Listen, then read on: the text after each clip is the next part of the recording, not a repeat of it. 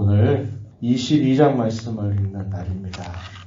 이스라엘 백성들이 마침내 광야 40년의 생활을 마치고 하나님께서 약속하신 땅 가나안 동편 땅을 점령하게 됐습니다. 왜 점령하게 되느냐? 그 아모리 왕이었던 시온, 또 바산 왕이었던 옥이 이스라엘 백성들이 가는 것을 가로막고 대적을 하게 되니까 하나님께서 그들을 물리치도록 전쟁에서 승리하게 하신 것입니다. 그래서 가나안 땅의 동쪽 땅을 다 차지하게 되고 이스라엘 백성들은 모압 평지에 도착을 하게 됐습니다. 우리가 지나온 21장까지 쭉 내용을 보면 광야 40년 생활을 지나오면서 이 광야교회 내에서 무수한 문제들이 발생해 왔습니다. 광야교회를 살고 있는 이스라엘 백성들 자체 내에서 끊임없이 원망하고 불평하고 또 하나님께서 하시는 일들을 반역하고 세우신 지도자들을 또 반대하고 하는 내부적으로 정비가 되지 않는 그런 많은 일들을 그들이 겪어오게 됐습니다. 세대가 바뀌었습니다. 애굽에서 나온 이스라엘 백성들은 다 광야에서 엎드러지게 되었고 광야에서 새롭게 태어난 광야의 세대들이 이스라엘 백성들 전체를 이루고 있지만 그들 마음속에 여전히 있는 그 불평과 불만족들 이런 문제는 여전히 해결되지 않은 채 계속 남아 있음을 잘 보여주고 있어요. 이런 광야교회의 내적인 이런 문제들, 끊임없는 불신앙, 불성실함, 또 하나님을 향한 거역과 반역 이런 것들이 있음에도 불구하고 하나님께서는 내부적인 그 교회 문제를 다루어 가시면서도 바깥으로는 그 대적자들에 향하여서는 하나님이 자기 백성들을 언제나 보호하시고 지키시고 인도하신다는 것을 분명하게 보여줍니다. 하나님은 그의 사랑하는 자녀들, 비록 연약함과 부족함이 있는 그 백성들이라 하더라도 하나님은 교회를 붙드시는 분이시다. 하나님은 그 교회를 이끌어 가시는 분이시다라는 사실을 분명하게 보여주고 있습니다. 이제 외적인 문제들이 계속 또 닥치고 있는 것이죠. 이 요단의 동편 쪽을 점령하게 된 이 사실이 당시에 모압 왕이었던 발락에게 이 소식이 알려지게 되었고 이 일로 인해서 모압 왕은 대단히 두려워하는 마음을 갖습니다. 이제 저 사람들이 우리까지도 다 점령하게 되면 어떻게 되나 하는 이런 두려움이 그 왕에게 다가오게 되니까 발람이라고 하는 선지자를 찾아갑니다. 그런데 그냥 찾아가는 게 아니라 거기에 손에 복채를 가지고서 이 발람을 찾아가게 돼요. 찾아가는 목적은 뭐냐? 그에게 저 백성들을 향한 저주를 하게 하려고 하는 목적을 가지고 한 것입니다. 그러자 이 발람이 뭐라고 말하냐면 여호와께서 내게 이르시는 대로 나는 너희에게 대답할 뿐이다 라고 이야기를 합니다. 8절 말씀에 보면 그렇게 표현되어 있어요. 이 밤에 여기서 유숙하라. 여호와께서 내게 이르시는 대로 너희에게 대답하리라. 이렇게 답변을 하게 됩니다. 발람 선지자가 하나님께 기도를 합니다. 저 모압의 왕이 신하들을 보내서 나를 데려가려고 하는데 또 나로 하여금 저 이스라엘 백성들을 저주하려고 하는데 어떻게 해야 됩니까? 라고 묻는 그 대답에 대해서 하나님께서 함께 가지도 말아라. 이스라엘 백성들을 저주하지도 말아라. 왜냐? 그들은 내게 복을 받은 백성들이기 때문이다. 이렇게 하나님께서 답변을 하시게 됩니다. 이 말을 듣고서는 어떻게 하느냐? 발람 선지자는 나는 당신들과 갈 수 없다라고 이렇게 대답을 하게 됩니다. 그래서 첫 번째 거절을 하게 돼요. 이 사실을 발락에게 보고를 하게 되니까 또 두 번째 다시 보냈는데 이번에는 더 지위가 높은 고관들을 함께 보내게 됩니다. 그러면서 뭐라고 말하냐면 이렇게 말합니다. 16절에 십볼의 아들 발락의 말씀에 청하건대 아무것에도 거리끼지 말고 내게로 오라. 내가 그대를 높여 크게 존귀하게 하고 그대가 내게 말하는 것은 무엇인지 시행하리니 청하건대 나를 위해서 이 백성을 저주하라. 이렇게 모압 왕이 이렇게 말했습니다. 신하들에게 말을 건네주게 되고요. 이렇게 발람에게 말을 하게 되니까 발람이 대답하는 말 18절에 뭐라고 말하냐면 발락이 그 집에 가득한 은금을 내게 줄지라도 내가 능히 여호와 내 하나님의 말씀을 어겨서 덜하거나 더하지 못하겠다. 이렇게 답변을 합니다. 혹여나 여호와께서 내게 무슨 말씀을 하시는지 내가 더 알아보겠다. 이렇게 답변을 합니다. 그리고 발람 선지자가 여호와께 그 말을 올리게 될 때 하나님께서 밤에 이 발람에게 이렇게 말씀하십니다. 20절에 보면 그 사람들이 너를 부르려 왔거든 일어나 함께 가라. 그러나 내가 너에게 이르는 말만 준행해야 한다. 이렇게 하나님이 답변을 해주십니다. 그래서 이 말을 듣고 다음날 아침이 되어서 이 신하들과 함께 발람 선지자가 함께 동행을 하게 됩니다.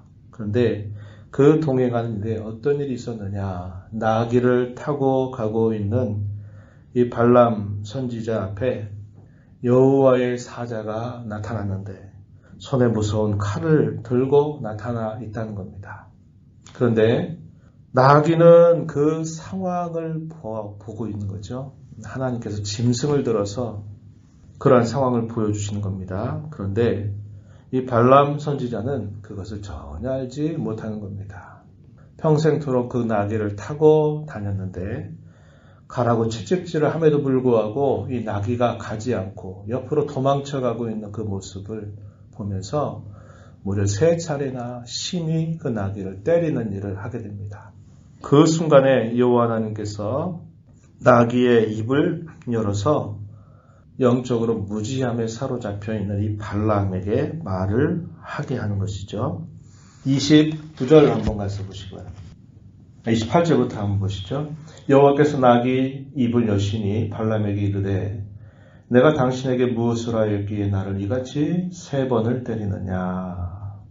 발람이 말하기를 네가 거역했기 때문인데 내 손에 칼만 있었다면 넌 내가 진작 죽여버렸다. 이렇게 이야기를 합니다.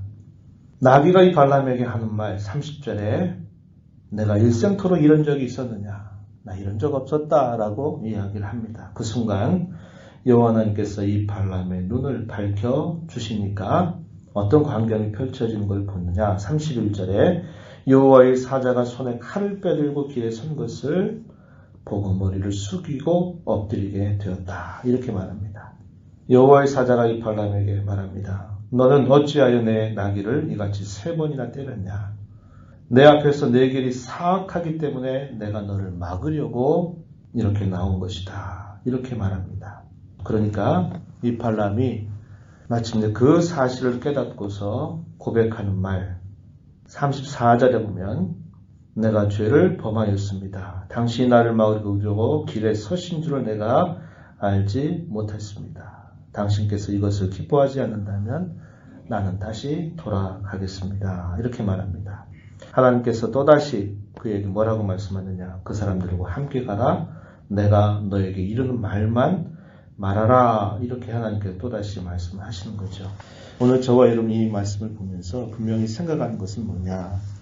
하나님의 백성들을 하나님은 여전히 사랑하고 계시기 때문에 그 백성들을 향한 열심을 가지고 계시기 때문에 아무리 그들을 저주하려고 해도 그 저주를 허락지 아니하시는 분이시다라는 것을 분명하게 보여줍니다. 왜냐? 그들은 여호와 하나님께 복을 받은 백성들이기 때문에 그러하다. 이렇게 이야기하고 있는 것입니다. 비록 그들이 가는 그 광야의 여정 속에서 끊임없이 범죄하고 또 하나님을 향해서 거역하는 일들을 하지만 하나님이 그들의 죄를 다루시기는 하심에도 불구하고 그 백성들에게 언제나 함께 하셔서 그를 대적하는 모든 백성들을 다 파괴하시는 일을 하나님은 끊임없이 행해 주시는 것을 보게 됩니다. 하나님은 자기의 백성들을 언제나 사랑하시는 분이시고 자기 백성들을 향한 끊임없는 열정을 가지고 계신 분이심을 우리가 이걸 통해서 분명하게 확인할 수 있게 됩니다. 또 하나 우리가 확인하는 내용은 뭐냐? 영적인 무지 가운데 사로잡혀 있게 되면 그 상황 속에서 일하신 하나님의 역사를 보지 못한다는 겁니다. 이 발람 선지자의 모습이 바로 그러했다고 하는 것이죠. 깨닫지 못하는 그를 짐승의 눈을 열어서 그의 입을 열어서 보게 하고 깨닫게 하는 그런 일들을 하나님이 행하시고 있다는 것이죠. 그의 눈이 밝아지니까 그 상황이 보이기 시작했다는 겁니다. 그의 눈이 밝아지지 않았다 이 말은 영적인 무지 상태에 있었다라고 하는 겁니다. 우리가 이 땅을 살아가면서 우리가 영적인 이 무지함을 가지고 살아갈 때 상황을 읽지 못하고 또 하나님 앞에서 내가 어떠한 상황 속에 있는지를 보지 못하고 내가 어떠한 일을 행해야 될지를 알지 못하게 되는 일이 있을 수 있다는 것을 우리는 보게 됩니다. 그래서 우리는 늘 하나님 앞에 기도할 때 주님의 말씀을 통해서 또 우리의 기도하는 일들을 통해서 주님이 늘 우리가 영적인 이 무지함과 어리석음에 빠지지 않도록 늘 깨어있을 뿐만 아니라 상황들을 신앙의 눈으로 잘 볼 수 있는 그런 지혜로운 안목을 가지고 살아가게 해달라고 기도하고 힘쓰는 삶을 살아야만 된다는 것을 배우게 됩니다. 거짓된 선지자 발람에 대해서 성경은 교훈거리로 삼을 것을 끊임없이 말씀하시는데 예를 들면 여호수아서 13장 22절 말씀에 보면은 이 발람을 향해서 뭐라고 말하느냐? 점술과 발람이다. 겉으로는 선지자 같은 이름을 가지고 있지만 실제적으로는 점치는 사람이다. 이렇게 평가가 되고 있고요.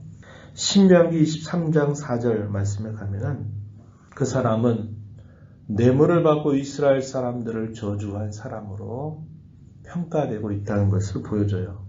신약 성경을 가게 되면 유다서 11절 말씀에 가면은 또 이렇게 말합니다. 싹스를 위하여 어그러진 길로 가는 사람이었다. 이렇게 이야기를 합니다. 베드로후서 2장 14절로부터 16절 말씀에도 보면 이 발람에 대해서 또 뭐라고 말하느냐? 불의의 싹스를 사랑하다가 자기의 불법을 인해서 책망받은 사람이다. 이렇게 말해주고 있습니다. 돈에 눈이 먼 거짓된 선지자, 점술가, 또 하나님의 백성들, 복받은 하나님의 백성들을 저주한 사람, 이러한 사람으로 기억되는 삶을 살았던 어리석은 모습을 우리가 보게 됩니다. 하나님의 백성들을 저주하는 일들이 과연 어떻게 되는가 우리가 내일 읽어가는 말씀을 통해서 확인합니다. 하나님이 사랑하는 백성들에게 아무리 저주를 퍼부어도 그 저주는 결코 임할 수 없어요. 왜냐? 하나님의 복받은 백성이 된 자들을 아무리 저주한다 한들 그 저주가 미치지도 않을 것이고 그 저주가 결코 실현되지도 않는다는 것을 우리는 보게 될 것입니다.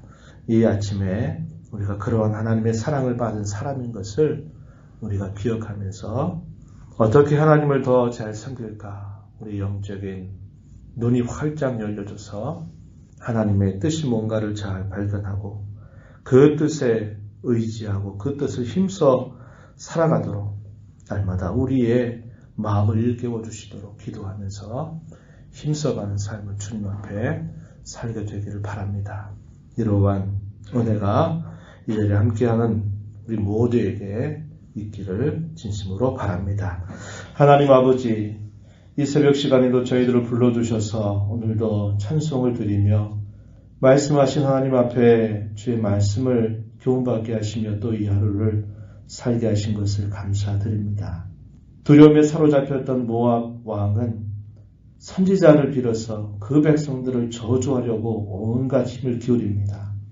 그러나 하나님께서 사랑하시는 백성들에게 그러한 저주가 미칠 리 없음을 보여주십니다. 저희들을 사랑하셔서 하나님의 사랑받는 자녀로 불러주신 것 참으로 감사드립니다. 어떠한 저주나 어떠한 위험 속에서도 언제나 우리의 길을 앞서가시면서 우리를 도우시는 하나님의 손길을 늘 경험하고 살게 하시니 참으로 감사드립니다. 저희가 이 땅에 살면서 영적인 눈이 어두워서 상황을 보지 못하고 깨닫지 못해서 어리석게 걸어가는 삶의 모습이 되지 않게 하시고 저희들의 말씀과 기도로 늘 저희들이 깨어 있어서 하나님께서 무엇을 원하시는지를 늘 살펴서 의지하며 순종하며 살아가는 복된 삶이 되도록 인도하여 주시옵소서. 코로나 사태로 인하여 나라가 극도의 긴장 상태에 있음을 주께서 불쌍히 여겨 주시기를 원합니다.